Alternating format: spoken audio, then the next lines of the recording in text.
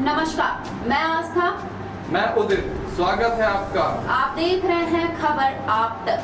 अकबर बिना युद्ध के ही महाराणा प्रताप को अपने अधीन करना चाहता था, लेकिन उसका सपना कभी पूरा नहीं हुआ। मुगल सम्राट का वो सपना अधूरा का अधूरा रह गया कि वह बिना युद्ध के ही वीर शिरोमणि महाराणा प्रताप को अपने अधीन लाना चाहता था।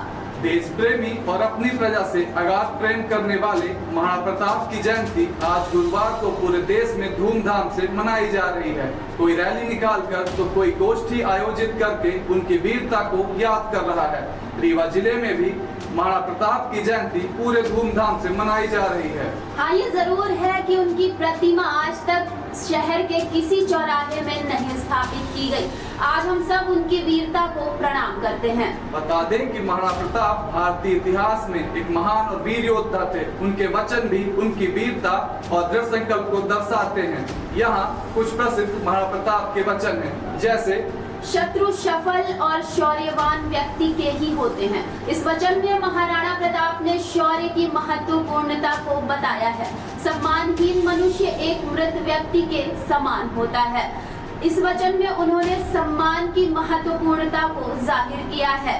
यदि सर्प से प्रेम रखोगे तो भी वह अपने स्वभाव के अनुसार डसेगा ही। इस वचन में महाराणा प्रताप ने अपने विरोधियों के प्रति सतर्क रहने की महत्वपूर्णता बताई है।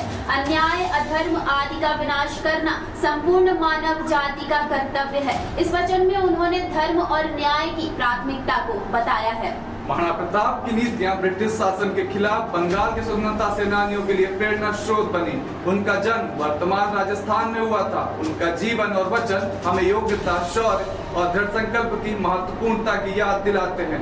महाराणा प्रताप भारत के सच्चे वीर, सपूत और महापराक्रमी योद्धा थे, जिनकी वीरता की गाथा इतिहास के पन्नों में स्वर्णिम अक्षरों में लिखी गई है।